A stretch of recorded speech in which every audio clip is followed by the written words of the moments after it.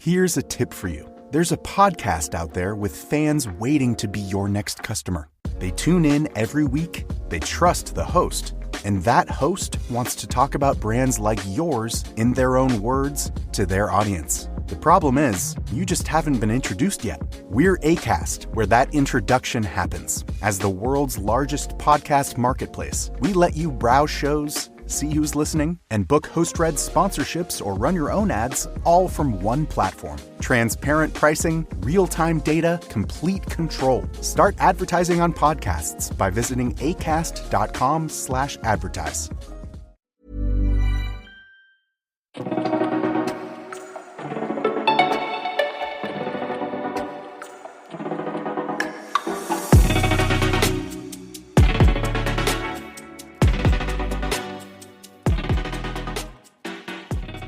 Salut à toutes et à tous et bienvenue dans ce format d'été de la pointe. Pendant que les bassins se calment un peu, même si quelques-uns ont repris l'entraînement, mais pour nous encore quelques jours de repos, c'est pourquoi on a décidé de replonger dans nos archives pour vous faire revivre les meilleurs moments du podcast. Pour continuer cette série de rediffusion, on replonge dans le bassin avec Laure Gautreau, véritable figure du water-polo hexagonal féminin, ancienne joueuse, entraîneur, dirigeante, membre à la Fédé, elle connaît tous les rouages. Que vous l'ayez manqué à sa sortie ou que vous vouliez simplement vous refaire une session d'inspiration avec l'une des figures majeures du water-polo français, c'est le moment parfait. Ajustez vos lunettes, installez-vous confortablement au bord de l'eau. Allez, c'est parti pour la rediff.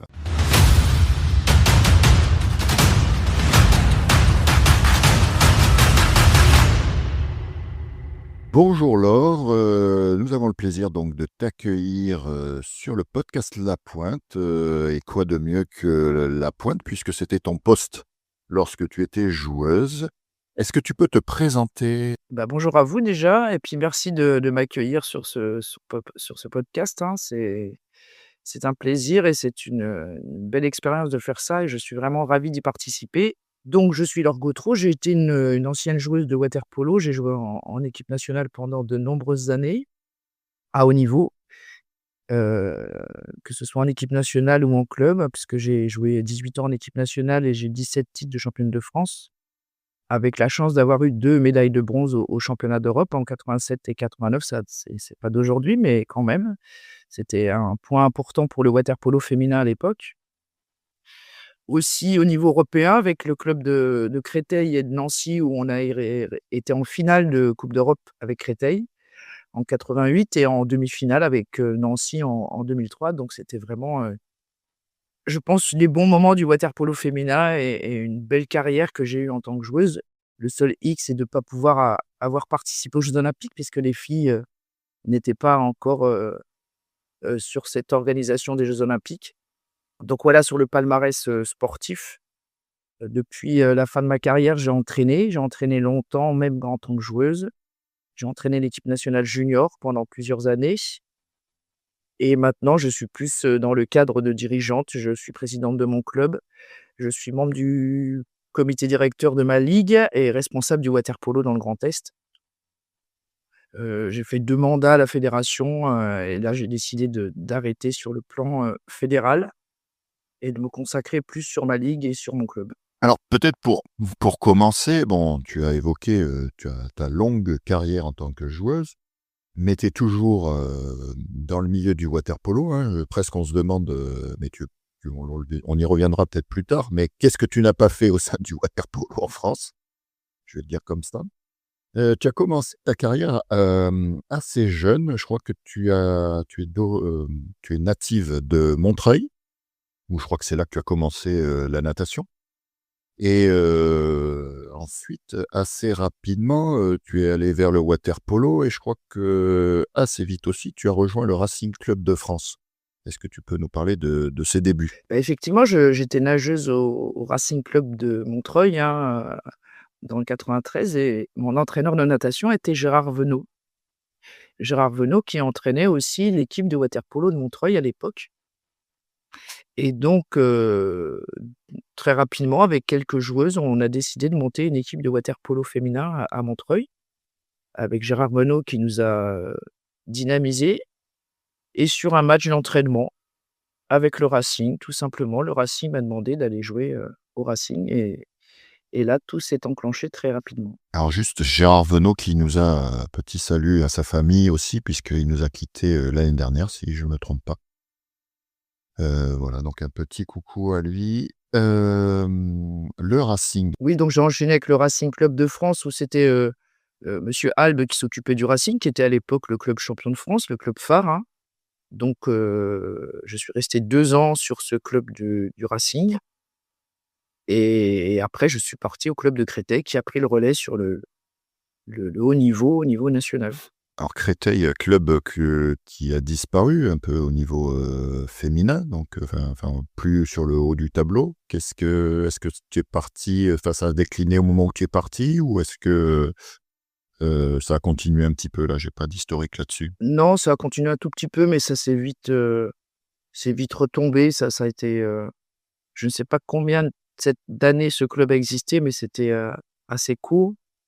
Il y avait pas vraiment de structure, c'était compliqué. C'était des parents de joueuses qui organisaient le club et puis ça n'a pas tenu, mais c'était en tout cas un club qui était vers le haut niveau, heu, puisque c'était les premières coupes d'Europe. On a quand même fait, une finale en coupe d'Europe contre des Hollandaises et c'était, pour le début du polo féminin, c'était extraordinaire, quoi. Donc tout de suite, je pense que c'est pendant que tu es au Racing du coup, tu intègres, l'équipe de France directement. Pratiquement, ouais. Donc du coup, là tu jouais donc avec l'équipe, élite, je veux dire l'équipe, phare du Racing, c'est ça? En champ Oui, oui, avec l'équipe première, c'est là tout de suite j'ai été détecté par l'entraîneur national et puis de toute façon à l'époque il y avait pas d'équipe, jeune, hein, il y avait un championnat junior ou des intercomités. Donc, très jeune, j'ai joué avec des seniors, quoi. OK et donc j'ai lu que, en fait, tu as quand même, joué dans pas mal d'équipes après puisque après donc Créteil, enfin le Racing, Créteil, tu as joué à Bordeaux, tu as joué à Tourcoing, tu as joué à Nancy, enfin pas le club actuel mais l'ASPTT Nancy à l'époque.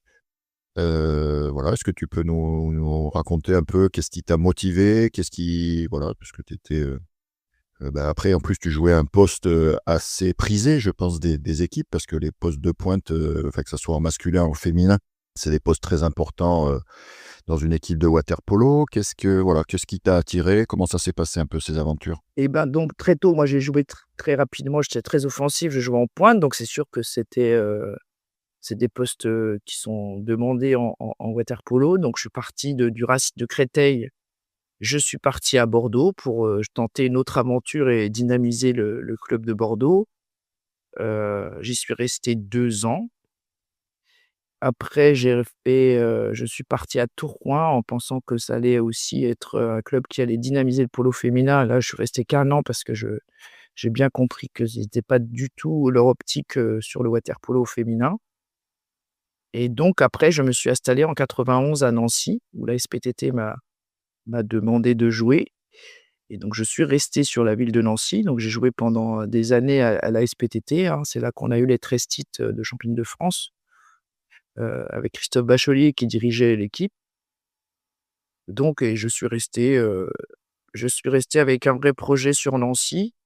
Il y avait vraiment un engouement sur le sport féminin, sur le water polo féminin et donc c'est pour ça que je me suis, installé sur ce projet qui était intéressant et sur du long terme et même si maintenant il y a plus la SPTT, bah, je suis toujours à Nancy, même si c'est pas ma ville d'origine. Oui, je pense que tu as bien mis, maintenant tes racines presque sont plutôt nancéennes C'est ça. et tu t'es, définitivement, bon peut-être pas encore définitivement, mais en tout cas, pour le moment bien installé à Nancy.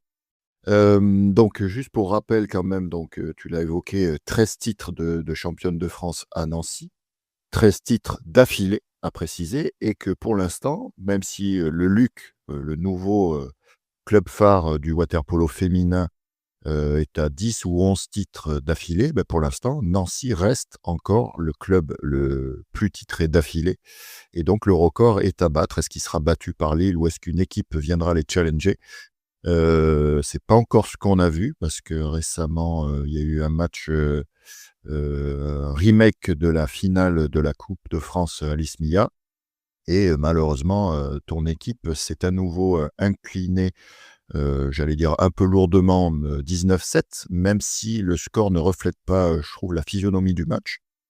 Voilà, mais en tout cas, enfin Nancy, on va dire dans son ensemble puisque, il y a eu l'ASPTT, maintenant c'est le Nancy, Aquatic, Le Grand Nancy Aquatic Club, oui. que peut-être faire un petit retour. Qu'est-ce qui t'a, marqué dans ces expériences en tant que joueuse? Bah, ma volonté déjà de joueuse, sur tous les clubs que j'ai pu faire, jusqu'à Nancy, c'était d'essayer d'atteindre le haut niveau, d'aller dans une structure qui était, orientée sport féminin, water-polo féminin, parce qu'il y avait souvent la guerre entre, la natation, le water-polo masculin, le water-polo féminin. Et à Nancy, il y avait pas cette optique-là sur le water-polo. En tout cas, il y avait vraiment un équilibre entre les garçons et les filles. À l'époque, les garçons de Nancy jouaient en National 1, mais il y avait vraiment cet équilibre et c'est pour ça que je suis resté à Nancy. Après, l'ASPTT, tout doucement, s'est éteint et enfin, a diminué surtout parce qu'il y avait plus les mêmes ambitions certainement et que, avec d'autres filles, on a décidé de monter un autre club, le Grand Nancy Aquatic Club, en 2013 et donc on a redémarré l'aventure à zéro. Donc là, moi, j'étais dirigeante, entraîneur de ce club et tout doucement, on est monté, hein, puisque, en 2020-21, on était encore en National 1 et on est monté en élite et d'année en année, on essaye d'avancer et de gagner une marche. Donc c'est sûr que c'est compliqué par rapport à Lille. Maintenant, le water-polo féminin, il y a une organisation fédérale, mais il y a aussi des décisions qui sont prises entre les clubs, notamment le nombre d'étrangères par joueuse, par équipe, pardon, où, il y a beaucoup d'étrangères, je pense 8 ou 9, voire plus à Lille et que c'est même pas la fédération, c'est les clubs qui ont accepté ce club. Sinon, Lille n'existerait plus, quoi. Donc, il faut bien qu'on avance sur le développement du polo féminin et qu'on va pas, détruire les clubs. Donc cette volonté de laisser un club avec beaucoup plus d'étrangères, c'est le choix de tous les clubs, même si ça crée, des disparates sur les scores. Maintenant sur Nancy, avec le Grand Nancy Aquatic Club, bien évidemment que ma volonté, c'est que Lille n'atteigne pas le record de Nancy d'avant et de casser la dynamique. Donc tout doucement, on avance. On n'est pas dans les mêmes conditions, on a des difficultés avec nos bassins. On n'a plus la grande piscine de 50 mètres qu'on avait avant, puisqu'elle est plus utilisable. Mais bon, ça nous crée des difficultés sur les créneaux, sur la formation, donc on essaye d'avancer, mais c'est pas simple en ce moment avec ces bassins. Mais j'espère bien qu'on atteigne, notre objectif, c'est d'avoir le titre, hein, à Nancy, de le récupérer, en tout cas sur Nancy et d'aller dans un top 4 européen et ça serait, c'est sûr pas longtemps et on essaye de mettre tout en place pour aller vers cet objectif. On est plutôt un club, dynamique et ambitieux et on fera tout ce qu'on peut faire pour atteindre cet objectif. Alors je vais passer la parole à Frédéric. Donc Frédéric, est-ce que tu veux, poser quelques questions alors? Je voulais dire que pour l'instant, on a eu, j'allais dire des invités, prestigieux puisqu'on a eu, je vais pas faire toute la liste, mais on a eu le meilleur arbitre français, on a eu le directeur du cercle, on a eu Dominique Delon, Gilles, Jérôme Fernandez qu'on présente plus et on avait décidé quand tu as créé ce podcast-là, de mettre en lumière et l'élite, masculine et féminine et donc le water-polo féminin. Et qui de mieux que Laure pour, comme première invitée pour le water-polo féminin, puisque Laure a un palmarès, tu l'as dit, mais quand même long comme le bras, avec une longévité, quand même 18 ans d'équipe nationale. Je connais peu de joueurs, même chez les garçons, ils doivent être 4 ou 5 à avoir ça. Donc, on a le vrai personnage du water-polo et tu as dit tout à l'heure que Laure avait fait, quasiment, tout ce qu'il est possible de faire dans le polo, de joueuse à entraîneur à dirigeant. Elle nous a dit tout à l'heure qu'elle avait, même été arbitre et qu'il lui avait fallu choisir à un moment donné, entre coacher et arbitrer. Moi, je voulais revenir sur quelque chose quand même d'important. Les premiers championnats d'Europe féminins ont eu lieu en 85 et dès la 2e édition 87 à Strasbourg et la 3e édition 89 à Bonn, la France décroche 2 médailles de bronze, ce qui est quand même, exceptionnel. On avait à l'époque des équipes, donc les Pays-Bas qui étaient là, la Hongrie qui était déjà là, la Russie qui arrivait, l'Italie. Mais la France était bien présente puisque c'était pas un coup de chance 87 puisque ça a été répété en 89. Et j'allais dire malheureusement depuis, plus grand-chose, voire même plus rien. Comment ça se fait que des équipes, comme l'Espagne, la Grèce qui n'étaient pas là à l'époque, nous soient passées devant et que nous, on soit rentrés dans le rang, voire même, qu'on ait quasiment, je ne veux pas dire disparu, mais qu'on soit très, très en retrait? Comment t'expliques ça alors? Alors de mon point de vue, hein, j'étais jeune à l'époque. Je pense que dans les années, où le water-polo s'est mis en place au niveau français, donc en 85, comme tu dis, premier championnat d'Europe qu'on fait, c'était en Suède, on finit dernier ou avant-dernier, je crois. Et après, il y a vraiment une dynamique où déjà il y avait les meilleures joueuses françaises qui étaient, sélectionnées. Ça paraît simple, enfin normal à dire, mais c'est pas toujours le cas. Et puis il y avait vraiment, une dynamique de travail et il y avait des regroupements à chaque vacances. Chaque vacances scolaires, c'était des stages et des stages et des stages. Un nombre inimaginable de jours de stage, de préparation, de matchs, beaucoup de matchs sur des tournois à l'étranger, des grosses préparations, et donc avec une équipe qui était mature, hein, il y avait j'étais dans les plus jeunes, mais c'était pour moi les autres joueuses étaient vraiment plus âgées, matures, et les filles travaillent, toujours, avec l'envie de faire mieux. Et puis, la fédération nous proposait des stages, tout le temps et des tournois. Donc ce qui a fait que l'équipe a progressé assez rapidement et s'est maintenue parce que quand on a des résultats, bah, ça fait garder les joueuses, donc ça a continué à travailler. Ça 2 championnats d'Europe avec une médaille de bronze, donc c'était assez fantastique. Tout le monde reconnaissait le water-polo féminin. Je pense qu'il y avait même, plus de reconnaissance qu'il peut y avoir, aujourd'hui. Et puis ça a continué un petit peu en 91, 93, 95, on est toujours dans le top 5, hein, jusqu'en 95. Top 5, on est quand même 5e, on bat quand même la Russie sur la place de 5 à 6, donc ça tient toujours. Et puis après, tout doucement, ça s'écroule parce que la dynamique du water-polo féminin sur l'échelle fédérale diminue, il y a plus de stages, il y a plus de regroupements, heu les entraîneurs nationaux sont pas vraiment connaisseurs du water-polo féminin. Enfin, ça commence à chuter un peu. C'est plus stable et puis on en arrive à participer, sur le plan international, mais et puis les équipes comme l'Espagne, hein, comme tu parles de l'Espagne, a été très dynamisée après les Jeux de Barcelone, hein, 92, où sur tous les sports, l'Espagne a rebondi après les Jeux et s'en est servie, et j'ai bien peur que nous, après les Jeux, ça soit pas la même dynamique. Mais en tout cas, l'Espagne s'est vraiment bien dynamisée après ces jeux olympiques de 92, et au niveau international, maintenant, l'Espagne est quand même, dans les 2 meilleures équipes, du monde avec les USA, et puis les autres pays, continuaient aussi à travailler plus que nous, et puis nous moins, et puis voilà, le résultat, on en est là, en fait. Qui était l'entraîneur en 87 et 89? C'était Michel Coccouche. Michel, OK. Michel Coccouche qui était, donc un cadre technique, qui était le seul volontaire à s'occuper du water-polo féminin au départ, parce que quand ils étaient cadres techniques, c'était du volontariat. Qui veut s'occuper du water-polo féminin? Il y avait pas beaucoup de mains levées, donc lui est parti dans l'aventure du water-polo féminin et a été, plusieurs mois en Hollande pour, vraiment, voir comment les Hollandais travaillaient, les Hollandaises, et on a beaucoup travaillé même en stage avec la Hollande. Et donc c'est lui qui était l'entraîneur de ces 2 médailles au championnat d'Europe. J'ai un peu une impression, là, par rapport à on parlait des moyens, un peu mis en avant.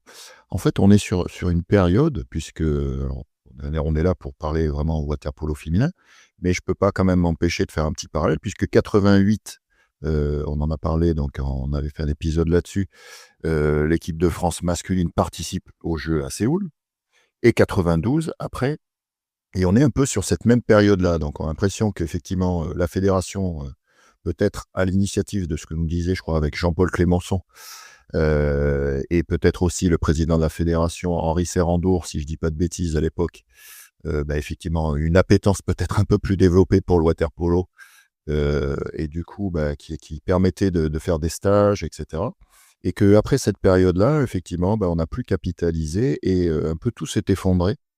Et je mettrais aussi en parallèle peut-être de ce que j'avais vu que, les joueuses de l'équipe de France féminine, beaucoup, étaient dans l'éducation nationale et donc peut-être permettaient, à ce moment-là aussi, d'être un peu plus disponibles peut-être pour s'entraîner et ou en tout cas avec, voilà des clubs où les filles étaient regroupées et que maintenant, comme tu l'as dit tout à l'heure aussi, Lille, avec 8 ou 9 étrangères, permet pas forcément, aux joueuses françaises, d'être présentes et d'acquérir de l'expérience. Est-ce que tu partages cet avis-là ou est-ce que enfin voilà, comment tu as vécu ça aussi? Et puisque ça fait un moment que tu vois un peu toute cette évolution, qu'est-ce que tu peux nous en dire? Non, non, tout à fait. À l'époque, quand cette génération 87, 89, c'est effectivement beaucoup de joueuses qui étaient profs de PS, instit, qui étaient vraiment libres sur les vacances, donc ça a travaillé beaucoup là-dessus.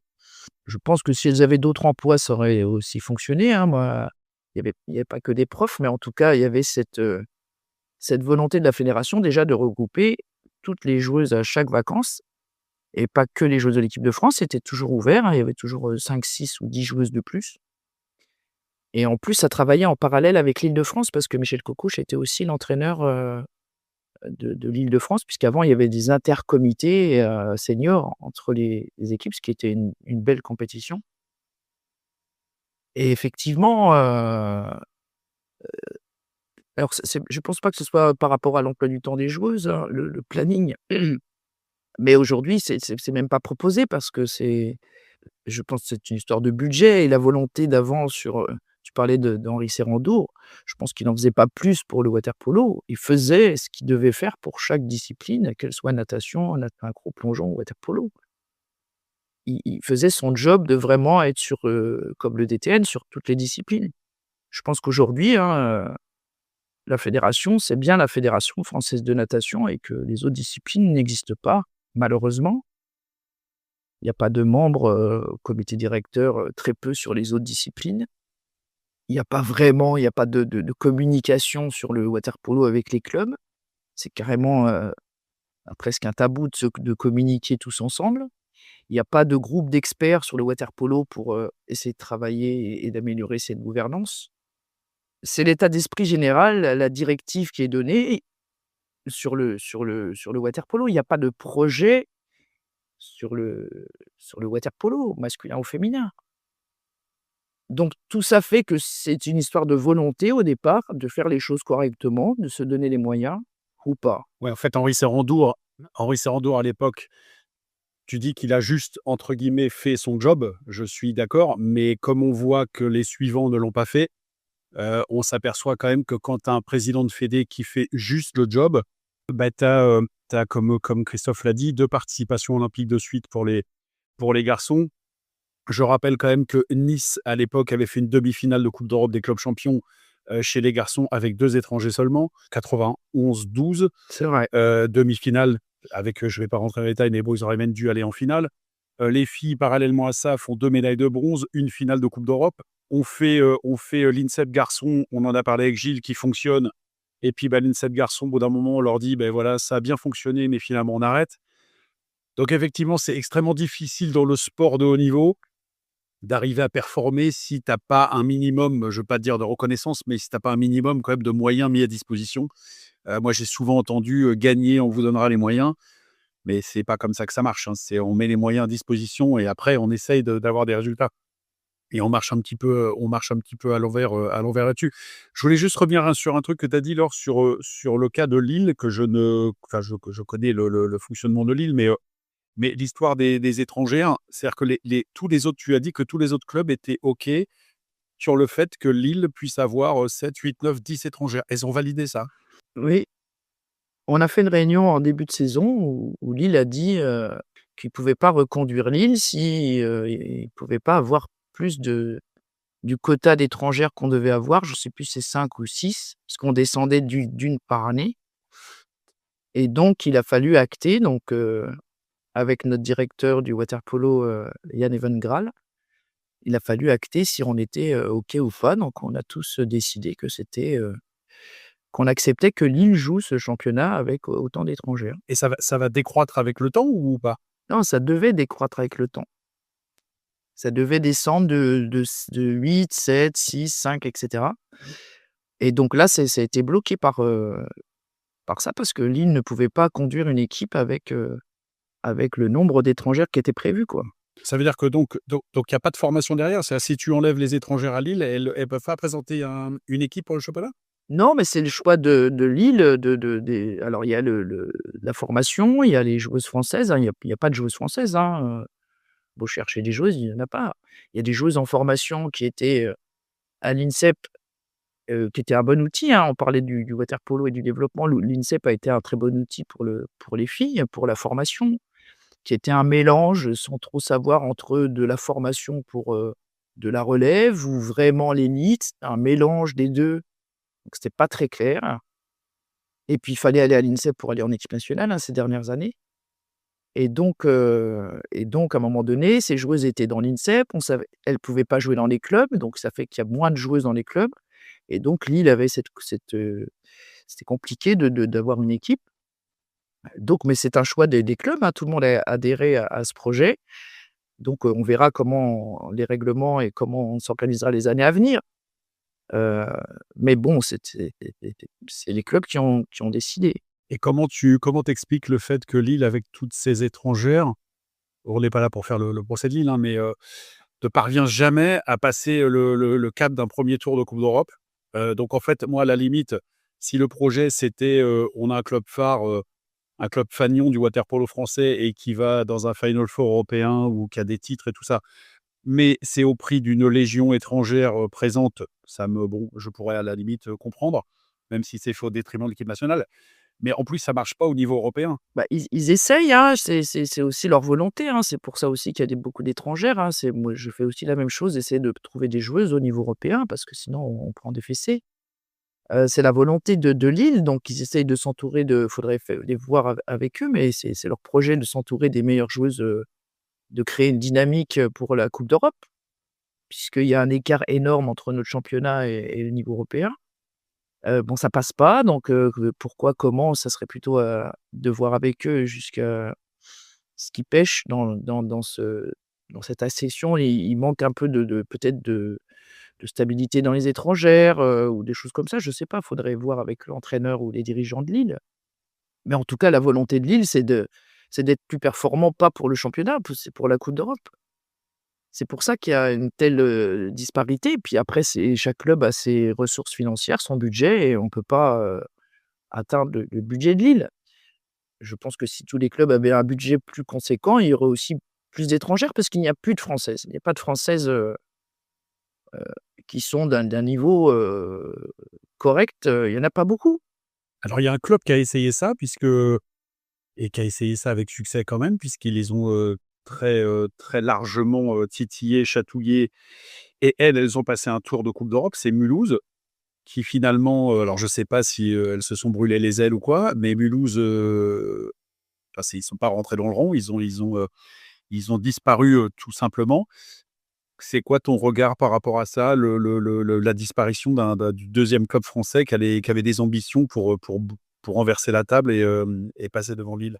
Bah, c'était une super dynamique de la part de Mulhouse, hein, de recruter les 5-6 meilleures joueuses françaises et puis de prendre aussi des bonnes joueuses, étrangères. C'était la volonté de faire quelque chose d'assez assez, performant tout de suite. Ah, ça a tenu, c'était pas trop mal, c'était assez serré avec Lille, même sur le plan au niveau européen. Après, il manquait, peut-être pour que ça tienne un peu plus de stabilité, de base pour que ça puisse, ne pas être, comme ça un peu éphémère. Après, c'est aussi une histoire de finances, hein, c'était un choix de mettre beaucoup d'argent d'un seul coup pour, récupérer toutes ces joueuses. Et peut-être que, il aurait fallu avoir des bases ou des choses beaucoup plus solides au départ pour que ça tienne un peu plus longtemps. Mais en tout cas, c'était, une bonne dynamique. Ce que nous disait le président, c'était que, bon, selon lui, effectivement, après, nous, on n'a pas toutes les infos, mais que la chute de son club était quand même pas mal liée un peu à la fédération, je veux dire comme ça pour simplifier au départ, mais aussi voilà, un peu des tractations, peut-être sur des joueuses, qui avaient quitté le club, les joueuses françaises, hein, qui sont parties sur d'autres clubs après. Enfin, en tout cas, c'était pas très transparent, on va dire, et effectivement, bah, le fait de plus avoir d'équipe, tel que le projet était monté, bah, du coup, ils ont préféré, arrêter et d'ailleurs, ils peut-être ça peut nous faire une petite transition, mais, l'entraîneur, national, Laurent Toss, sur l'équipe féminine, était, assez bien stigmatisé aussi, là-dessus et je crois que peut-être tu as des infos, peut-être que tu peux nous communiquer, Laure, sur l'entraîneur national, mais Frédéric avant? Quand on a évoqué le fait qu'on allait faire un podcast, avec toi sur le polo féminin, j'ai eu pas mal de retours et de demandes de gens de nous expliquer, puisque toi tu es quand même, vraiment de l'intérieur. On a en tout cas lu et entendu beaucoup de choses sur Laurent Tos et sur son mode de management. Alors des fois quand on entend, des choses, il y a un peu de tout et n'importe quoi.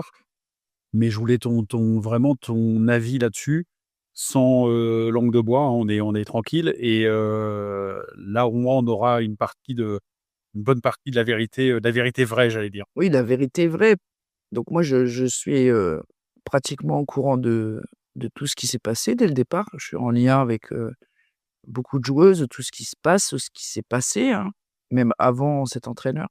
J'étais membre du comité directeur de la fédération sur les 2 derniers mandats et donc en mars, j'ai averti, le président de la fédération que ça n'allait pas avec l'entraîneur et qu'il fallait, surveiller tout ça, Mars, avant les jeux olympiques? bien sûr.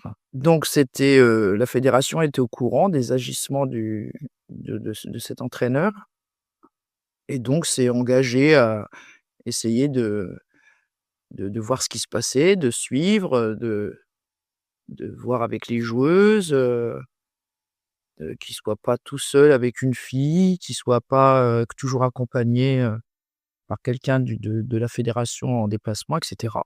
Donc voilà, ça s'est fait comme ça. Laure, juste un truc, est-ce que toi, il y avait des joueuses de Nancy dans la sélection ou pas? Non, Et juste avant, qui a choisi cet entraîneur? la fédération, il y avait plusieurs candidats après le départ d'Émilien Bugeaud. Il y a eu plusieurs candidats. Il y avait un Là, il y avait eu, une ouverture de poste, hein, qui n'avait pas eu le cas avant et donc c'est la fédération qui l'a recruté.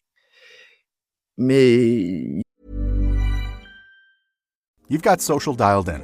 Search is doing its thing. So why do your marketing results look the same as 6 months ago? That's because you're fishing in the same pond as everyone else. Podcast listeners are a different audience entirely. More engaged, harder to reach through traditional channels, and ready to act when someone they trust makes a recommendation.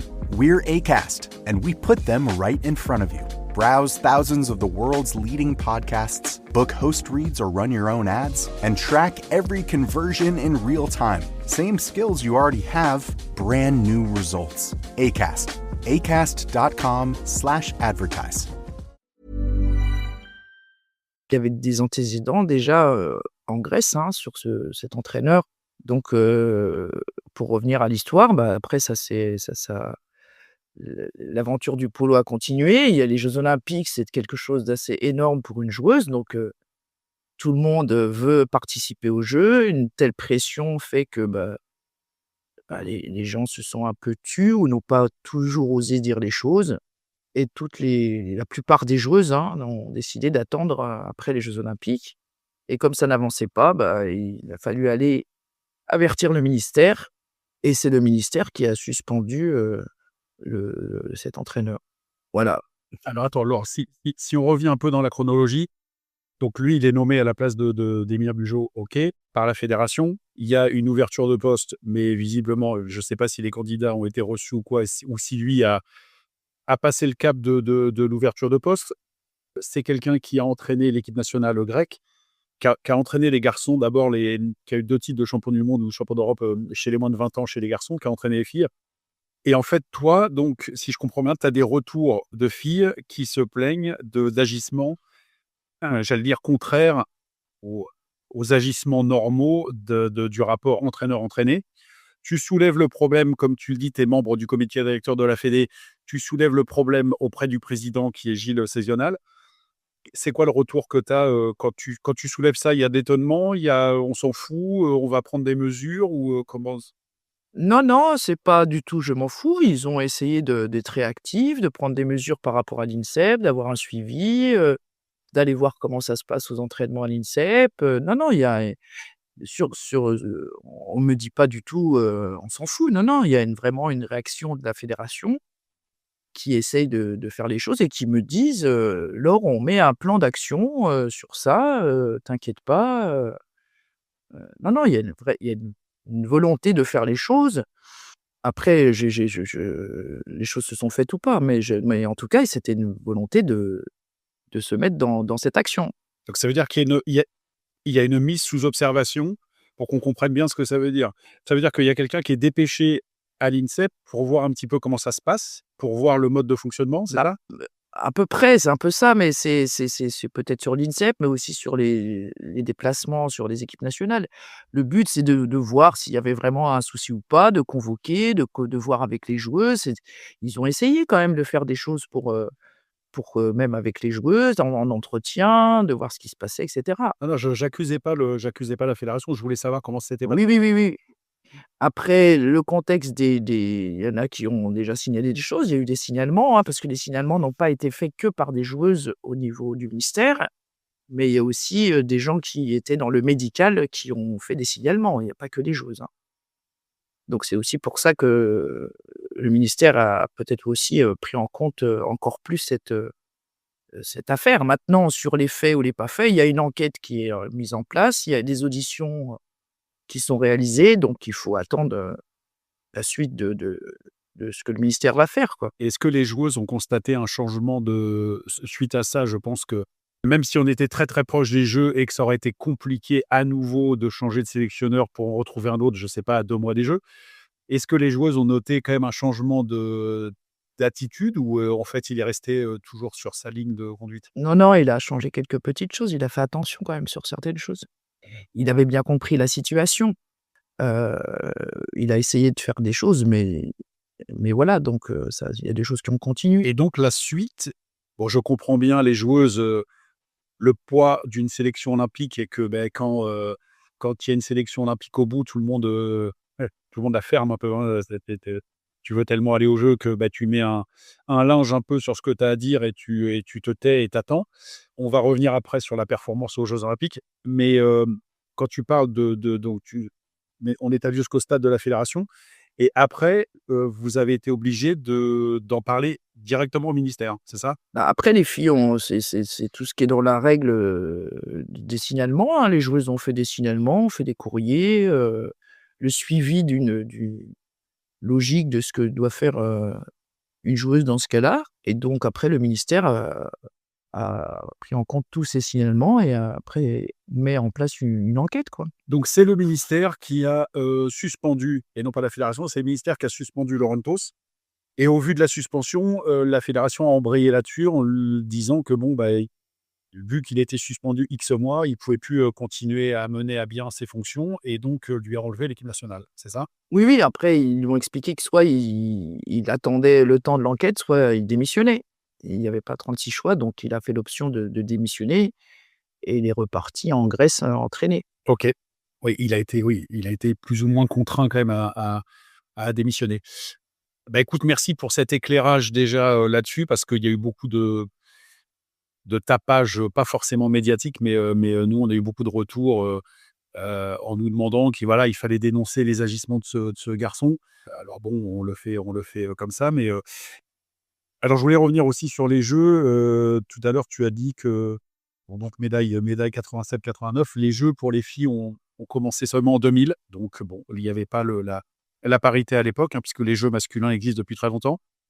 Comment tu as vécu un petit peu ces Jeux, de Paris 2024 avec, malgré tout quand même une perf de choix, puisque l'équipe bat l'Italie, donc ce qui était pas du tout dans les plans, initiaux quand même. L'Italie, ça reste une équipe, même si elle est pas, top, 2-3, elle est quand même là, donc Comment tu as jugé un petit peu ces performances d'ensemble de nos petites Françaises? Et ben, c'était un super match. À un moment donné, c'était, l'équipe à essayer d'attraper, hein, parce que c'est pas non plus c'est pas dans les top 4, mais c'était une équipe à prendre qui est aussi, forte, mais qui n'est pas si régulière que ça, l'Italie, qui a des hauts et des bas.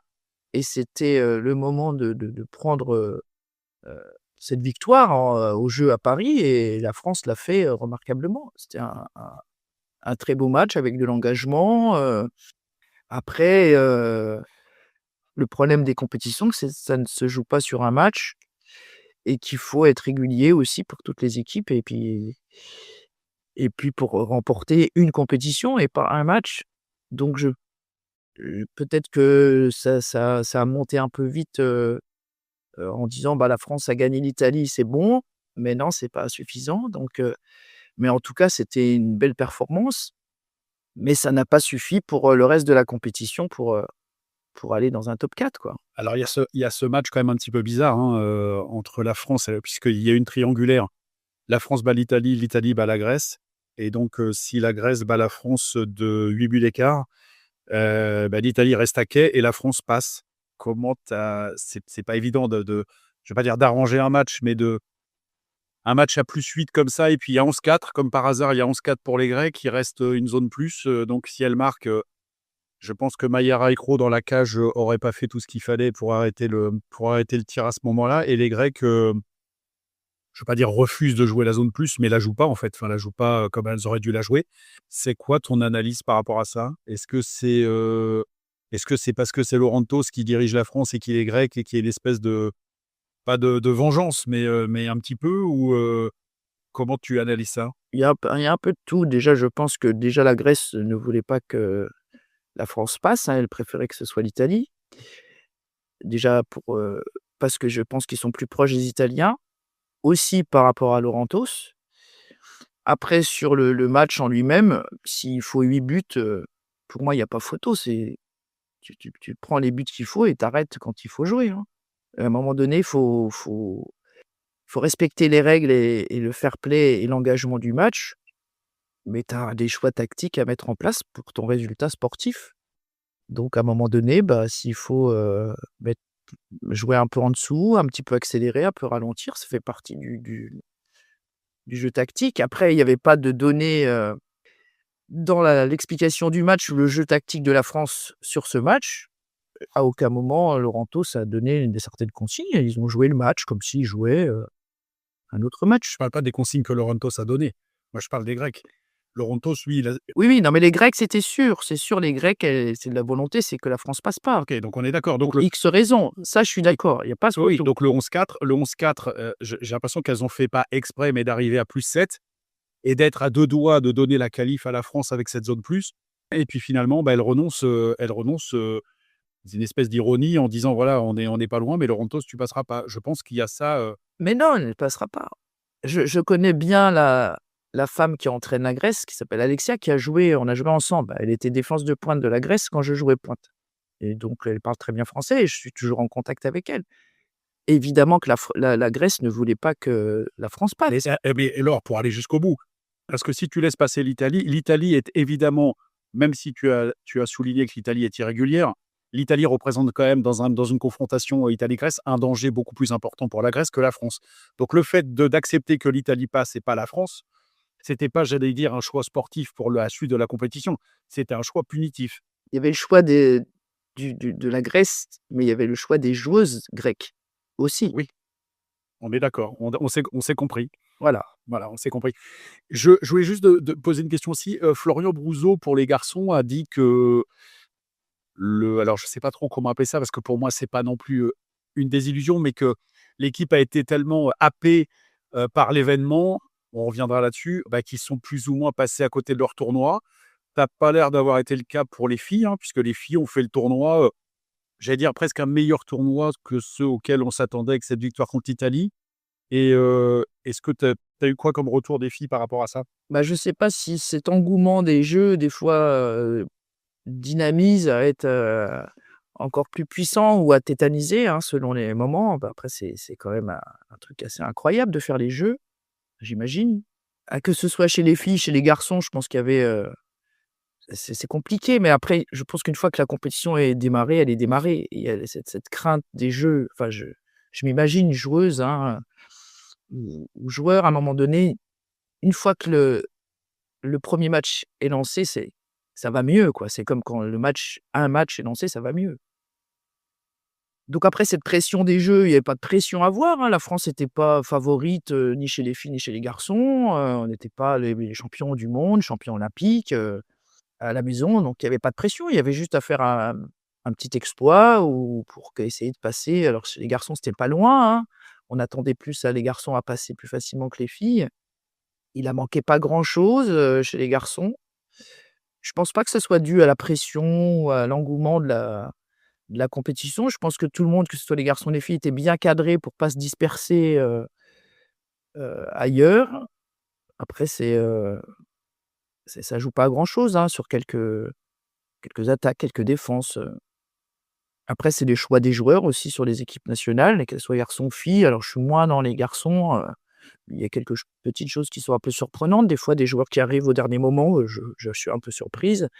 En tout cas, chez les filles, pour moi, c'était pas du tout les meilleures joueuses françaises, hein. Depuis 2-3 ans, on a mis des joueuses qui étaient dynamiques, qui avaient envie, qui étaient jeunes, mais ça manquait d'expérience, de maturité. Quand on voit des joueurs de hand, qui ont entre 25-35 ans en équipe nationale et qu'on c'est le sport co, pour moi, il faut beaucoup d'expérience et beaucoup de matchs. Est-ce que le fait de moi, il y a un petit truc qui me gêne parce que je te rejoins dans le fait, même si je connais évidemment le polo féminin bien moins que toi, il y a eu des choix. Est-ce que pour toi, la condition sine qua non de rejoindre l'INSEP, alors je comprends qu'il faille une espèce de base commando, pour pouvoir, espérer performer, mais je pense qu'on a laissé des joueuses à la maison. Je pense à Léa Bachelier, je pense à Estelle Millot. Il y en a peut-être d'autres, tu en as peut-être d'autres en tête, mais qui sont des joueuses qui avaient 10 ans, 12 ans d'équipe nationale.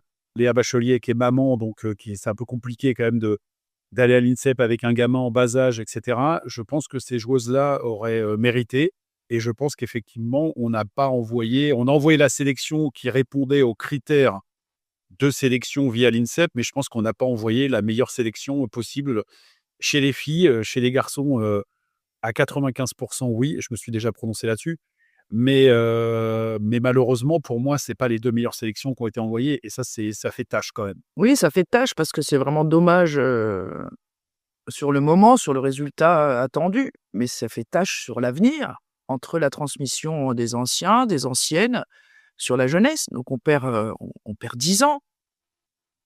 C'est ça qui est dommage.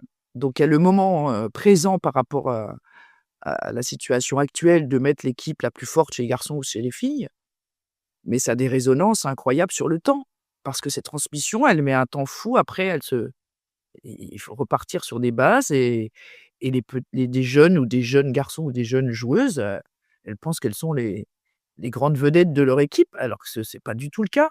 Il y a pas de transmission, il y a pas de donc c'est dommageable sur l'avenir aussi, quoi, hein. Est-ce que les joueuses, on parlait, bon, il y avait le passage INSEP, mais est-ce que le choix peut-être de ces joueuses, je refais un petit focus sur ce qu'on disait avant par rapport à l'entraîneur. Est-ce que justement de prendre des joueuses pardon, plus matures, faisait que l'entraîneur avait peut-être moins la mainmise sur ces joueuses-là et que plus difficile,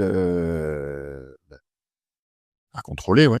Mais évidemment, mais c'est pas que maintenant, ça date depuis, 5-6 ans, 7 ans.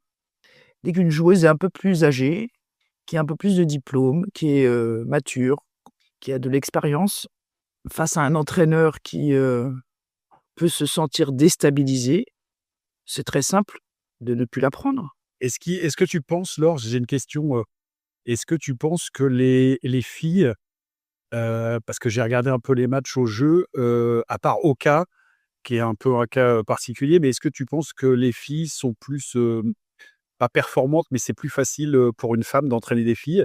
Ou est-ce que tu penses que, on voit il y a aucune femme qui entraîne les garçons.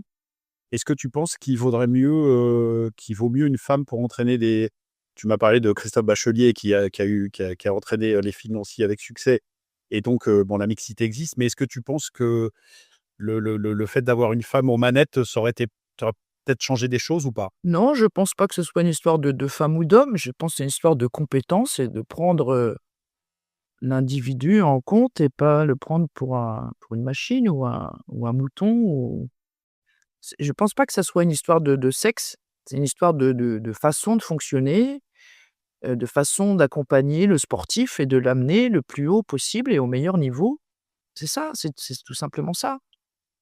Il faut pas oublier qu'à un moment donné, c'est le côté sportif qui doit primer et l'état général qui entoure le sportif et des fois, il y a d'autres choses qui rentrent en compte, qui ne sont pas trop sportives et qui débordent. Ou du copinage pour reprendre telle sélection, ou lui il est pas gentil, ou il m'a mal parlé, ça va pas. C'est très facile il y a en natation, c'est un temps, c'est un chronomètre. En polo, c'est plus subjectif, hein. Oui, exactement. On a dit tout à l'heure que tu avais fait beaucoup de choses et quasiment toutes les choses. Est-ce que tu as déjà, été entraîneur de l'équipe de France A? Je l'ai fait, pour un en intérim parce qu'il y avait plus d'entraîneur à un moment donné. Je ne sais plus pour qui était renvoyé ou il y avait plus personne et après j'ai dû faire l'intérim un petit peu de temps, mais je l'ai pas fait longtemps. J'ai surtout entraîné l'équipe de France junior, pendant 4-5 ans, je pense. Donc Laurentos parti, quelles sont les perspectives? C'est Lorraine de Ranty maintenant qui entraîne, c'est ça? Bah, elle est en charge de s'occuper de l'INSEP, pour l'instant jusqu'à la fin de saison. Je ne sais pas officiellement ce que va devenir l'INSEP pour les filles l'année prochaine et puis donc pour l'instant, c'est le seul acteur, du water-polo féminin pour un peu tout faire puisqu'il n'y a pas d'engagement, de la fédération il n'y a pas eu de recrutement, il y a rien du tout sur l'avenir du water-polo féminin. Je pense que je ne sais pas, mais je ne pense pas que ça soit la volonté de la fédération de relancer le water-polo féminin. Alors, il y a quand même, elle a quand même une spécificité, ce que nous expliquait Dominique Delon, qu'on avait eu dans un épisode précédent, c'est qu'elle a réussi le professorat de sport. Et on sait que ça a beaucoup d'importance pour les cadres techniques d'être dans cette situation, puisque du coup, ils sont payés par le ministère et non par la fédération. Donc, effectivement, suivant peut-être les résultats et le projet qui pourrait être mis en place, si projet il y a, mais tout à l'heure, tu nous disais qu'il n'y avait pas vraiment de projet et effectivement, nous, c'est un peu notre ressenti aussi, mais on n'est pas à l'intérieur, que justement, bah, ça pérennise un peu son poste et qu'elle soit toujours en charge du water polo féminin, au-delà de ses compétences, hein, que je ne connais pas. Mais voilà, un peu par défaut, quelque part, bah, elle se retrouve dans cette situation. On parlait des joueuses et des expériences de joueuses et qui font un certain nombre de matchs pour pouvoir jouer vers le haut niveau et cetera. Je connais bien Lorraine aussi, hein, c'était une joueuse, une gardienne. Elle a eu son professorat de sport, c'est très bien pour elle, c'est très bien pour la fédération parce que ça coûte moins cher, hein.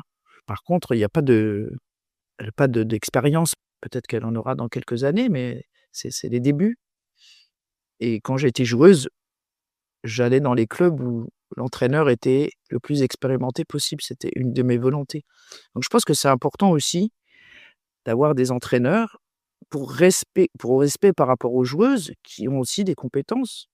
On va en équipe nationale parce que ce sont les meilleurs entraîneurs, de France. Enfin, pour moi, c'était ça quand j'étais joueuse. Donc c'est très bien pour la fédération, elle gagne un peu d'argent. Le but, faut savoir vers où on tend et ce qu'on a envie de faire, c'est tout. C'est une histoire de volonté au départ. Lorraine a vraiment la volonté de faire des choses, beaucoup sur les jeunes. Mais bon, pour l'instant, il n'y a pas d'autres personnages, qui sont là autour d'elle et c'est vraiment navrant. Donc je ne sais pas comment on va tourner l'INSEP l'année prochaine. Je ne sais pas comment il n'y a pas de lien entre les équipes nationales et les clubs, hein. Il n'y a jamais eu de réunion depuis 6-7 ans, avec les entraîneurs pour savoir quel profil de joueuse il faut pour aller jouer en 16 ans, 14 ans, en senior. On ne sait pas les références des joueuses de l'équipe de France, quel temps il faut faire, quelle, chose il faut faire, à combien. Il y a aucun lien avec les clubs et j'ai beaucoup de clubs, hein, qui me posent des questions, mais il y a rien. Donc on ne sait pas vers quoi on tend, on ne sait pas ce que la fédération veut faire et puis au milieu de l'équipe nationale, bah, Lorraine, elle essaye de faire ce qu'elle peut avec les moyens qu'elle a et son expérience. Sauf que je pense que c'est pas digne, de du niveau, des équipes nationales, quoi. Ouais, elle est pas mis dans les meilleures conditions pour réussir. Exactement.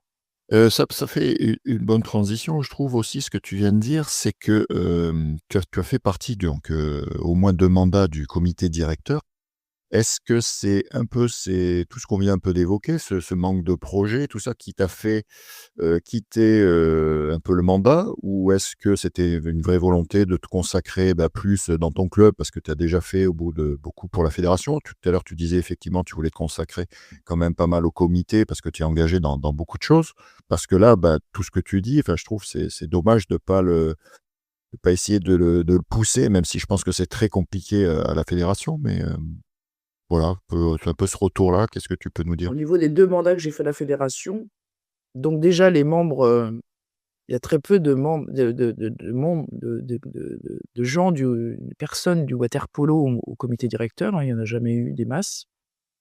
C'est pas représenté, hein. On peut dire que dans d'autres fédérations dans d'autres pays, il y a un quota, c'est équilibré entre 4, comme en Italie, par exemple. Juste une question. Alors, il y a combien de membres, juste peu technique, il y a combien de membres au comité directeur en tout? 32. 32. Et donc, là, toi, quand tu y étais, il y avait combien de représentants du polo? Et ben, il y avait Stéphane Zmezguer, Benjamin Mercier et moi-même. Donc 3 sur 32, 10.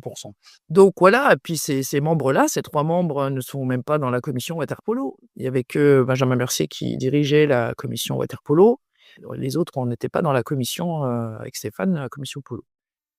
Attends, excuse-moi, je t'interromps encore, mais donc, parce que là, je découvre quelque chose. Il y a 3 membres du water polo sur 32 membres, et dans les 3 membres, il y en a 2 qui font pas partie de la commission polo? Tout à fait ça. Et pourquoi? Je ne sais pas.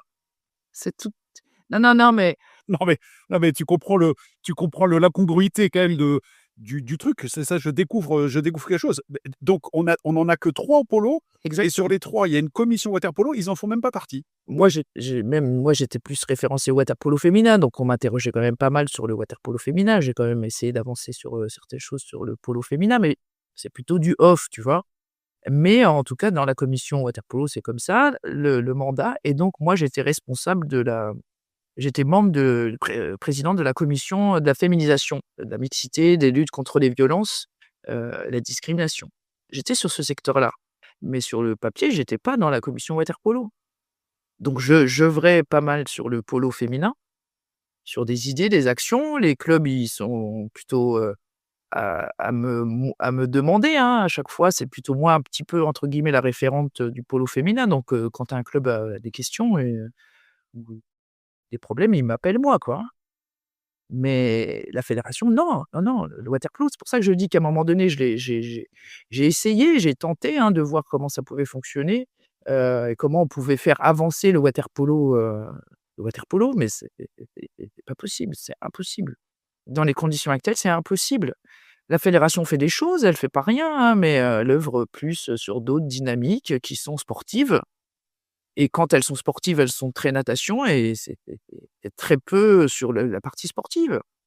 Les objectifs ne sont pas du tout ce qu'on croit, et c'est pas ma volonté. Donc bah, j'ai dit: «Stop, merci, je ne souhaite plus, repartir sur le comité directeur de la fédération». En fait, on est très éloigné du sport, quoi. Tout à fait, tout à fait. C'est des objectifs d'animation, les objectifs de licence, des objectifs, En fait, ça fait écho à 2 invités qu'on a eus. On a eu Jérôme Fernandez, qui nous a expliqué un petit peu comment fonctionnait le handball, qui est quasiment un modèle.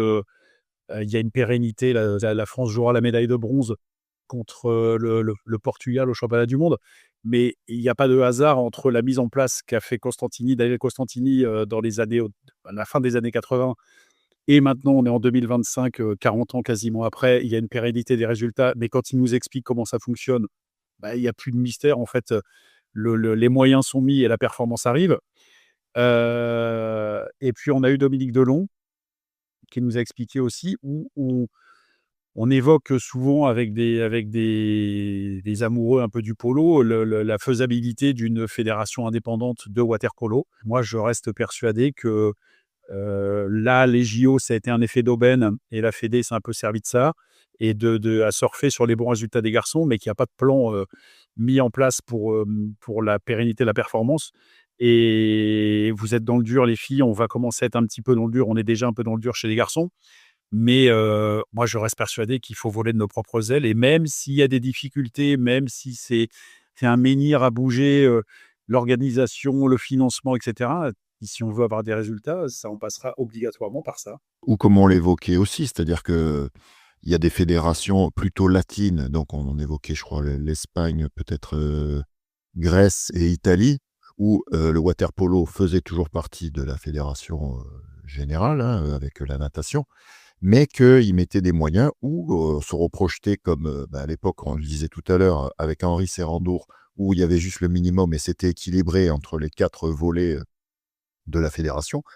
En fait, là, ce qui se passe, c'est qu'on manque de structure, on manque d'organisation. Quand il y a plus d'INSEP, on crée un INSEP, il y a des résultats qui arrivent, enfin pour les garçons. Là, l'INSEP, on leur dit, je ne sais pas si ça va continuer et en plus, il y a un problème d'encadrement.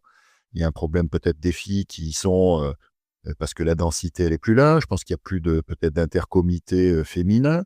Ça manque cruellement de structure et de pouvoir confronter, prendre de l'expérience, un peu tout ce qu'on dit un peu régulièrement, mais que finalement, on en revient toujours là. Je pense que c'est aussi une volonté de dire, sans mettre des moyens extravagants, mais déjà d'avoir les structures. Donc, sans ça, c'est sûr qu'on n'avancera pas. Oui, c'est une volonté, fédérale, c'est la volonté de viser, la performance. C'est une volonté. Après, il y a des histoires de finances et de budget, mais déjà, si, ça coûte pas cher de rassembler tous les experts de water polo et de les mettre à travailler, pendant 6 mois sur un projet ça coûte rien ça. C'est une histoire de volonté. Donc, tant qu'il y aura pas cette dynamique, cette volonté, hein, c'est comme qu'on gère une entreprise, on gère son club ou sa ligue et c'est la dynamique qu'on met en place et l'objectif et la volonté. Si en haut ça part pas et ben, ça peut pas, redescendre quoi. Donc les clubs sont Ouais, il y a rien qui est insufflé. c'est ça. Donc il y a des clubs qui ont de la bonne volonté, qui essayent de travailler, mais il y a aucun accompagnement ou d'aide sur les clubs. Je vois en Hongrie, les 4 meilleurs clubs hongrois qui vont en coupe d'Europe garçons et les 4 clubs féminins hongrois qui vont en coupe d'Europe touchent 20 000 € de la fédération, de leur fédération pour les accompagner. Nous, en France, les clubs, déjà, c'est compliqué d'être accompagnés localement par nos collectivités. On y arrive un peu sur des bassins, on y arrive un peu financièrement sur, les villes, les départements, les régions. Notre fédération ne nous aide pas. C'est un truc. On doit donner de l'argent à la fédération pour, elle accompagne pas ceux qui sont dans la bonne dynamique. Donc s'ils le font pas, qu'ils accompagnent au moins les clubs qui avancent. Donc tant qu'il y aura pas ça, donc il y a quelques années, moi, j'étais contre, une fédération de water polo à part. Je pensais que ça serait très compliqué. Puis en fait, maintenant, je suis à 100 de créer vraiment notre fédération. Alors comment la mettre en place? Il faut qu'on en ait tous envie, déjà tous les acteurs du polo et puis après il faut remonter les manches et puis au lieu de dire, il faut essayer de l'activer, au niveau fédéral et au niveau ministère, hein. En fait, le truc, c'est quel est le risque, en fait? Qu'est-ce qu'on Non, risque? plus rien.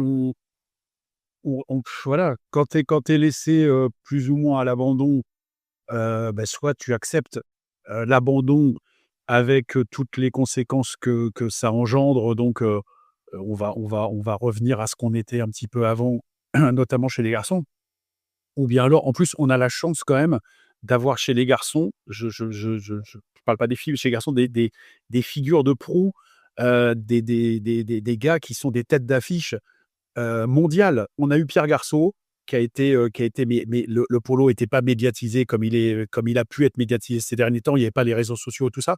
Pierre Garçot, mais là, c'est la première fois qu'on a un mec comme ça qui est sur le devant de la scène et tout ça. Oui, Thomas Vernou.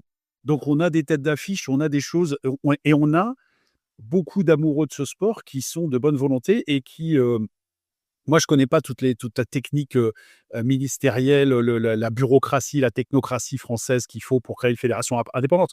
Mais sportivement, quel est le risque en fait? Tu vas finir, moins bien que ce que tu finis là? Je suis pas sûr. Je tempérais un peu parce que je trouve que oui, enfin en tout cas nous, avec ceux avec qui on discute, et qu'on invite effectivement, on sent qu'ils sont de bonne volonté et là-dessus. Mais je pense qu'après, une fois qu'on est en interne dans les clubs, c'est chacun pour soi.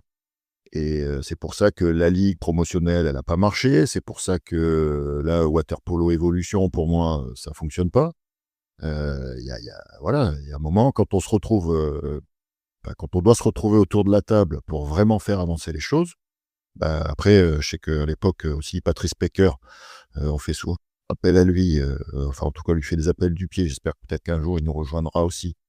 Mais a beaucoup contribué, en tout cas, à essayer de travailler là-dessus. Et au final, voilà, la règle des étrangers sur le polo masculin, ça n'a pas tenu parce que chacun, après, joue son propre jeu, quoi. Et du coup, au lieu de le voir à long terme, on voit à court terme et au final, on est dans la situation dans laquelle on est, quoi. Mais je te rejoins sur le ch pardon, je te rejoins sur le fait que les clubs doivent aussi être beaucoup plus, heu, sur le travail commun. Alors je pense que ça va beaucoup mieux, ça va bien en water polo féminin. Les clubs s'entendent bien, il y a une dynamique, on peut discuter, on se met d'accord, c'est beaucoup plus simple, je pense, chez les filles que chez les garçons. Je pense que c'est plus compliqué avec, les clubs garçons que les clubs, Non, mais filles. Christophe, tu auras le destin que tu mérites alors. Si tu es face à un immobilisme fédéral que tout le monde constate et que finalement, tu te complais là-dedans et que ça te va, et continuons comme ça, il y a pas de problème. Effectivement, il y a des risques à prendre. Il faut alors tu décides pas ça du jour au lendemain. Il y a des risques à prendre, il y a des choses à faire, mais on en a parlé avec Domi, de la fédération des sports de glace, hein, il y avait que le patinage qui comptait. Il y avait Candeloro et puis, comment ça s'appelle? Surya Bonali et donc, c'était eux les têtes d'affiche du machin. Les gars avaient pas de patinoire, avaient pas un championnat et cetera. Donc je pense que c'était aussi difficile pour eux, à une époque, de se retrousser les manches et de se dire: «Bon, voilà, nous, on va y aller» et puis ils y sont allés et puis ça fonctionne. Pourquoi le C'était dur, hein, ils ont eu beaucoup d'obstacles et les premières tentatives n'ont pas fonctionné, hein. Ouais, c'est sûr, mais moi je trouve qu'à un moment donné, c'est compliqué des fois, c'est dur, mais il faut être dans l'action et aller au charbon. C'est bien beau de dire, «C'est pas bien, il faut faire ci, il faut faire ça», mais tellement de gens le disent, mais ne sont pas actifs. Donc si à un moment donné, on est tous d'accord pour changer les choses et faire des choses, et il faut se prendre en main et essayer d'aller, là où il faut. Ça marchera ou ça marchera.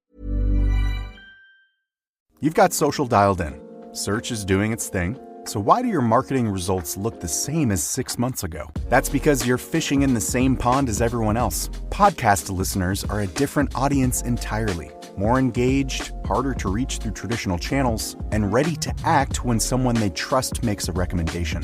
We're Acast, and we put them right in front of you. Browse thousands of the world's leading podcasts, book host reads or run your own ads, and track every conversion in real time. Same skills you already have, brand new results. Acast. Acast.com/advertise.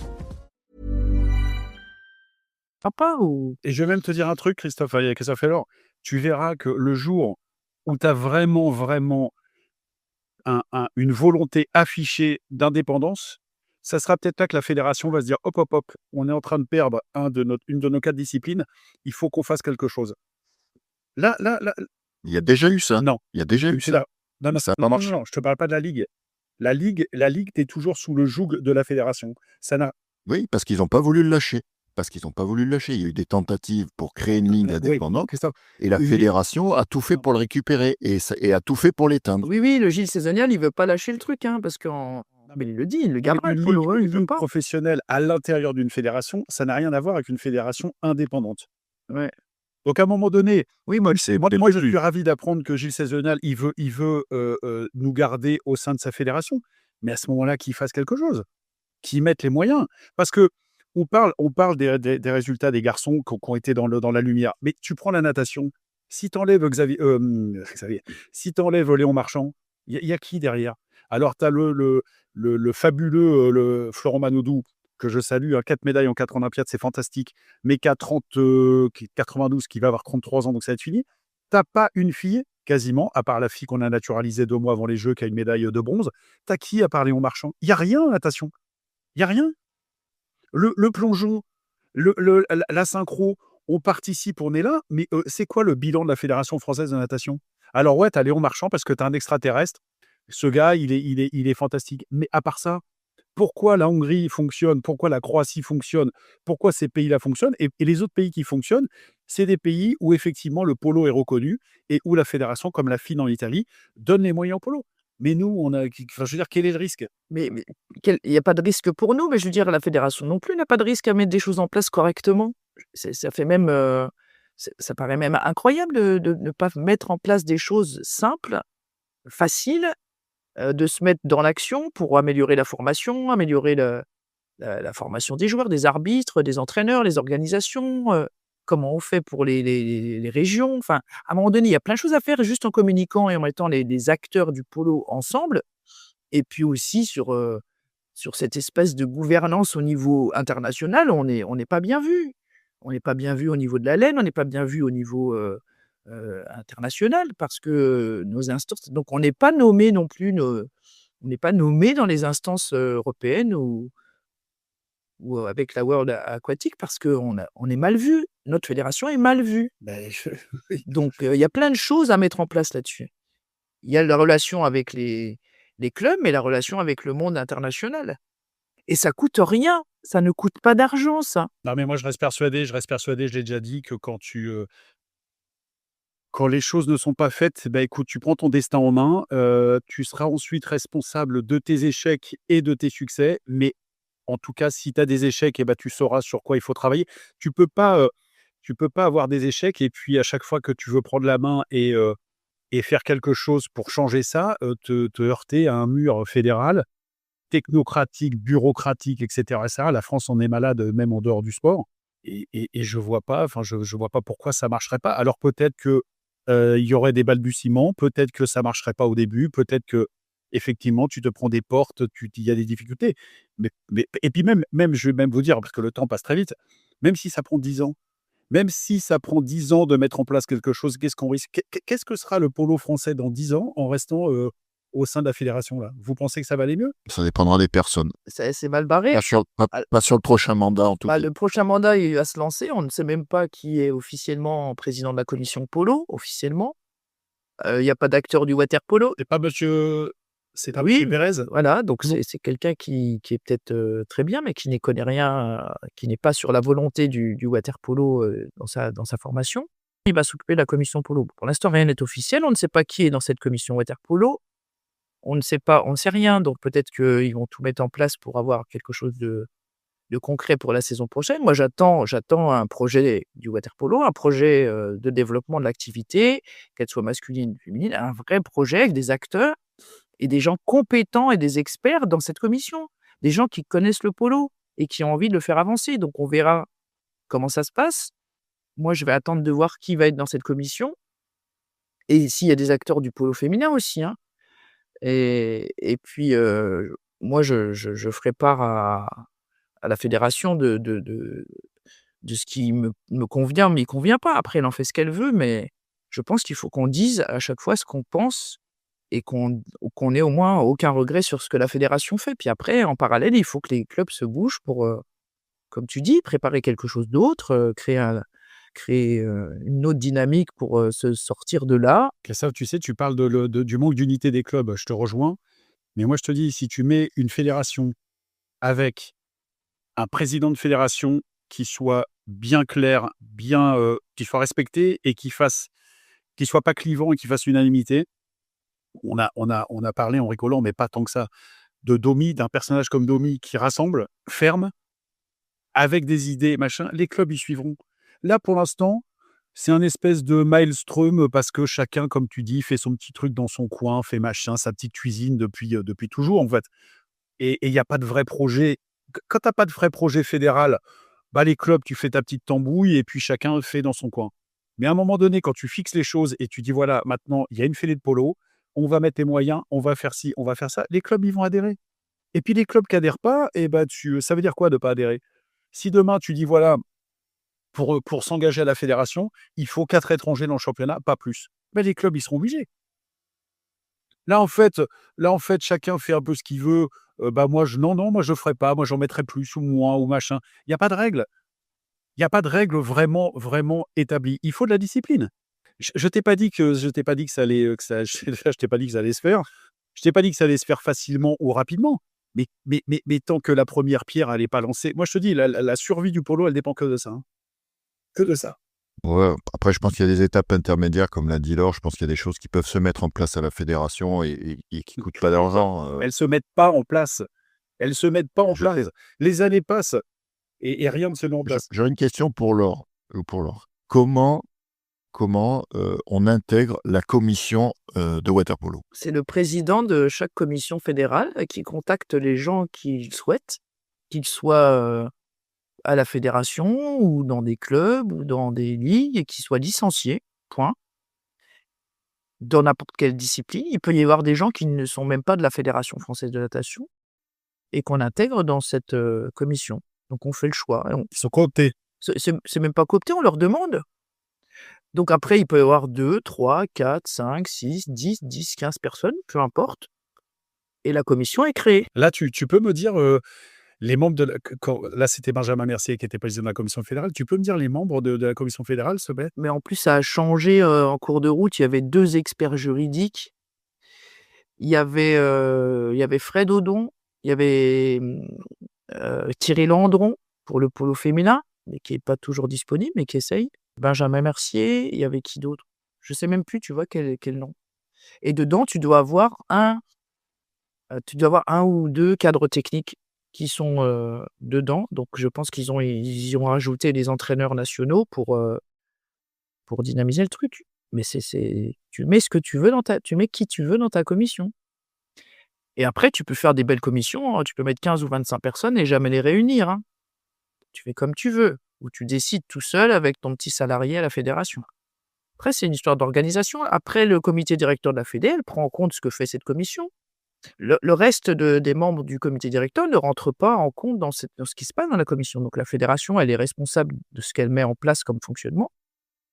Mais la commission waterpolo, elle est aussi responsable de ce qu'elle fait, hein. Donc, comme par exemple, tu disais qu'au dernier mandat, il n'y avait pas tous les membres du comité directeur avec une spécificité polo dans cette commission polo, ça paraît incroyable, mais c'était le cas. Donc il faut pas mettre de gens qui font trop de bruit, trop de vagues. Il y avait aussi Julie de Noisy qui était dans la commission. SN. Ouais, SN. Et donc après, c'est une histoire de volonté. Comme au niveau de la fédération, la commission waterpolo, le responsable doit décider de ce qu'il a envie ou pas. C'est quand même une grosse responsabilité. Dans ses choix d'acteurs, dans ses actions, après, il y a le côté financier qui rentre en compte avec le reste de la fédération. Mais en tout cas, sur les personnages et les personnes qui rentrent dans cette dynamique, c'est le choix du président de la commission. Donc c'est cette commission-là qui peut être à l'origine de projets, de mise en place de structures, etc. Exactement, mais c'est son rôle. C'est son rôle. Moi, j'étais président de la commission féminisation et lutte contre les discriminations. J'avais fait un projet, un plan. J'ai fait ma commission et c'est parti. Et il y avait des réunions et machin, etc. Tu fais ta sauce. Là, Patrick Pérez va faire sa commission. Je sais pas qui va mettre dedans, donc il va garder certainement Benjamin pour tout ce qui est arbitrage et nomination. Mais on ne sait pas. Mais ça se trouve, ce sera des gens inconnus du polo. Ça se trouve, il va prendre une personne de chaque club. Je ne sais pas du tout. Et à qui s'est rapporté les travaux éventuels de ces commissions-là? À qui elles sont rapportées? Bah, tu renvoies tous les comptes à la Mais, fédération. je veux dire, qui? Le directeur, le président? Bah, tu rends compte à la fédé, puis après tout le monde en comité directeur a les comptes rendus de chaque réunion, de chaque commission. D'accord. Tout le monde c'est très visible en plus, hein, il y a pas de s'il y a des réunions, elles sont écrites et tout le monde le voit. S'il y en a pas, il y en a pas. Mais tout ce qu'il y a eu en waterpolo a été vu par le comité directeur en général. Il y a rien de caché de la commission. Enfin, on rentre dans le truc. Moi, je trouve que pour moi, c'est de la politique, tout ça. Alors, je sais que tout est politique maintenant, mais je trouve qu'on est bien loin du sport là-dedans. Et c'est pour ça qu'il y a un immobilisme. Il n'y a pas de pragmatisme, en fait, de voilà, on se met autour d'une table, on bosse, on fait ci, on fait ça. Il y a un projet dans 4 ans. Qu'est-ce qu'on fait? On met en place l'INSEP. Là, on a l'INSEP en 4 ans. Voilà, c'est de la petite cuisine. Et je te dis, Christophe, on sortira jamais. Là, on a eu une émergence de talents en même temps avec une équipe masculine qui a été. On va même pas surfer là-dessus. C'est la première fois, on a fini 4e mondiaux. Alors oui, je veux bien les plateaux télé, les bidules, mais on avait là l'occasion de. Je sais même pas si ça leur fait plaisir à la Fédé.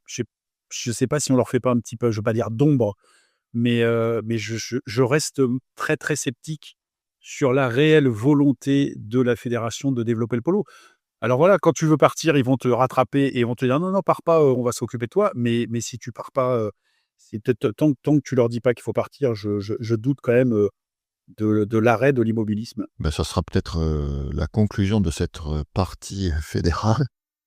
Je voudrais juste qu'on revienne un petit peu, sur Laure et son club parce que, à la fois donc, présidente du club, entraîneur, tu es revenu au bord du bassin, mais je crois que ça s'est pas fait, on va dire, c'était pas ce qui était prévu initialement, donc peut-être tu pourras revenir là-dessus et puis du coup, j'enchaîne un petit peu tout, mais quels sont un petit peu les objectifs du club? Bon, tu l'as un petit peu évoqué en début d'épisode, mais voilà, retracer un petit peu, le présent et l'avenir, du club de Nancy. Oui, donc j'ai la présidence du club de Nancy, le Grand Nancy Aquatic Club, le NIAC, hein, on l'a appelé comme ça pour être un peu plus, dynamique.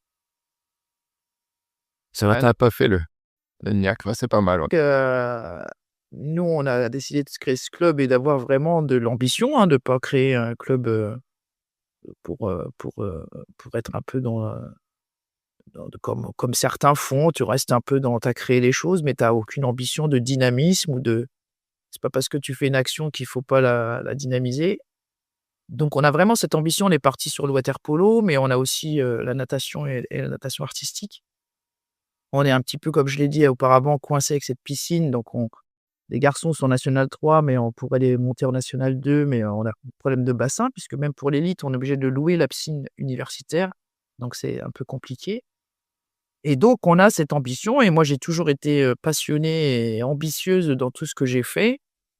Je suis pas du style à être, plutôt, passive et à me conforter dans le peu d'action qu'on peut avoir. Donc l'idée, c'est vraiment d'aller sur une dynamique de titres, ça c'est sûr et certain et d'aller dans un top 4 européen. Donc ça, c'est ma volonté sur le polo féminin.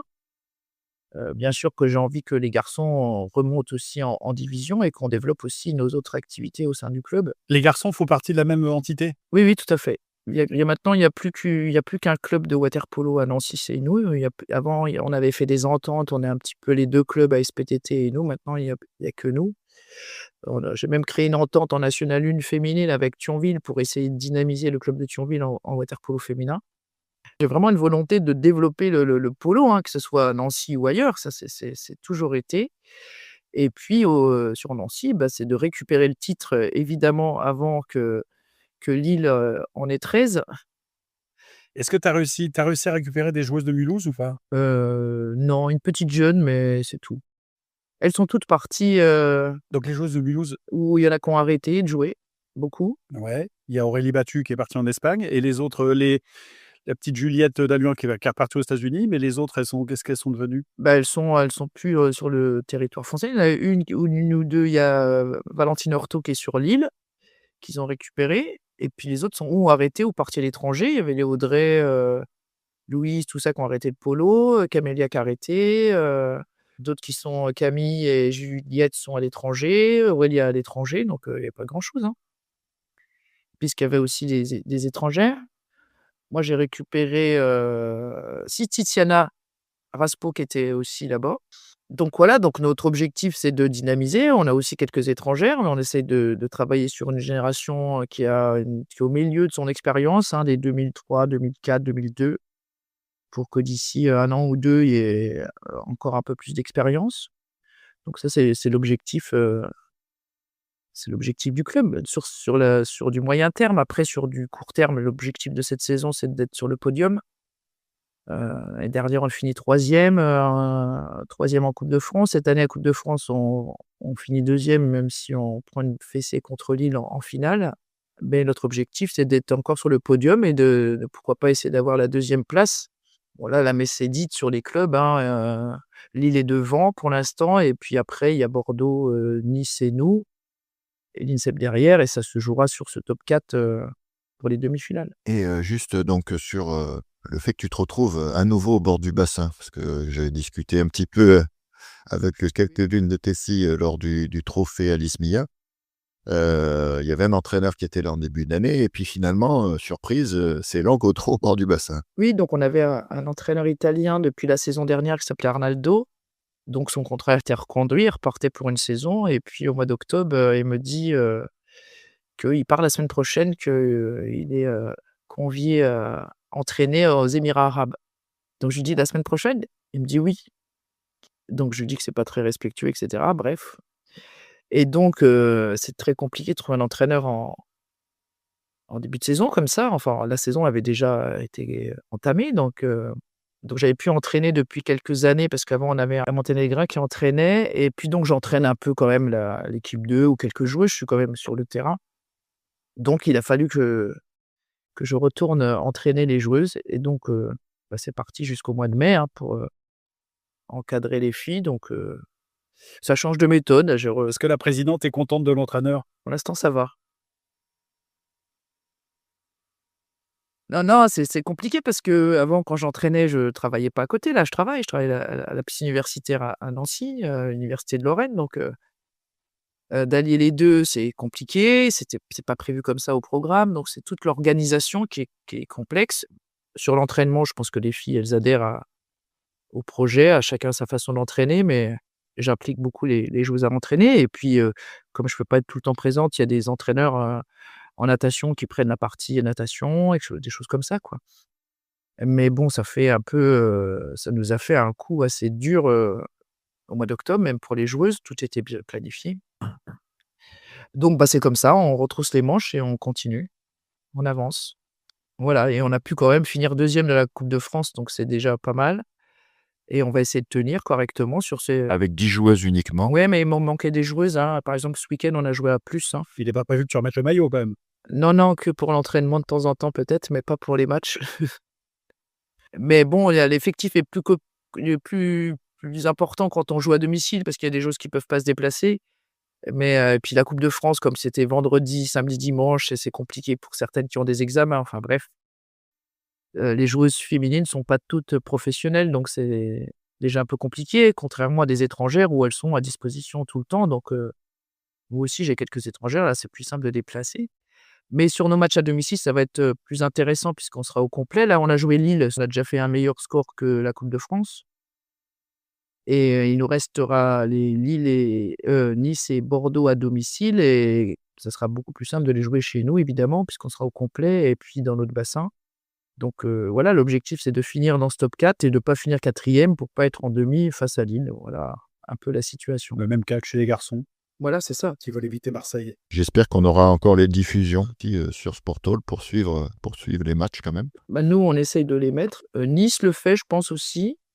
Bordeaux, non, je crois, mais nous, on essaye de mettre les matchs à chaque fois sur Sportall, en direct. Même si voilà, globalement la qualité, n'est pas au rendez-vous. C'est vrai que Là, on est dans un bassin qui est petit, ouais. On a un petit bassin, en fait. Comme on n'a plus de bassin, on est dans le bassin de la piscine université. On n'a pas de recul et c'est compliqué de filmer des fois dans des conditions, donc on essaye de respecter le cahier des charges de la fédération qui n'est pas si simple. Mais je pense que c'est au niveau de la qualité d'image, comme j'ai vu les matchs de coupe de France, la qualité d'image n'était pas exceptionnelle. Je pense qu'on est à peu près pareil. oui, c'est ce que je dis effectivement, on a une qualité qui est pas forcément, comme c'est un cahier des charges fédéral, enfin je trouve que, il est assez faible, et c'est dommage, ça je trouve ça nuit aussi pareil, hein, tout ce qu'on dit, ça aide pas au développement, à attirer les gens, parce que les gens vont peut-être regarder une fois, ils vont pas voir grand-chose, pas comprendre trop, heureusement qu'il y a quelqu'un qui commente un petit peu et qui encourage les filles à Nancy parce que ça aide un peu à identifier les buteuses ou les exclusions, mais c'est pas forcément évident pour, quelqu'un qui n'a pas l'habitude et qui souhaiterait voir un peu des matchs, quoi. On doit mettre sur la plateforme fédérale qui est accès que pour les clubs et les entraîneurs, mais le licencié ou l'arbitre n'a pas accès à ces matchs, en fait. Si c'est pas sur Sportall où il paye, il y a pas d'accès. Ouais, tout à fait.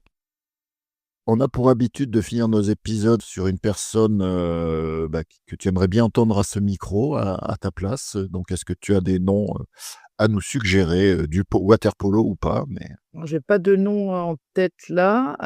Moi, je trouve que c'est ce que vous faites est vraiment super pour le polo d'avoir mis en place ces podcasts. J'ai pas un nom en particulier, mais je pense qu'il faut que il y ait plus d'acteurs qui commentent ou qui parlent là directement. Mais en tout cas, je milite pour le sport féminin et le water polo féminin. très bien, merci beaucoup Laure. Donc, j'espère que tu auras passé un bon moment en notre compagnie et que nos auditeurs auront fait de même.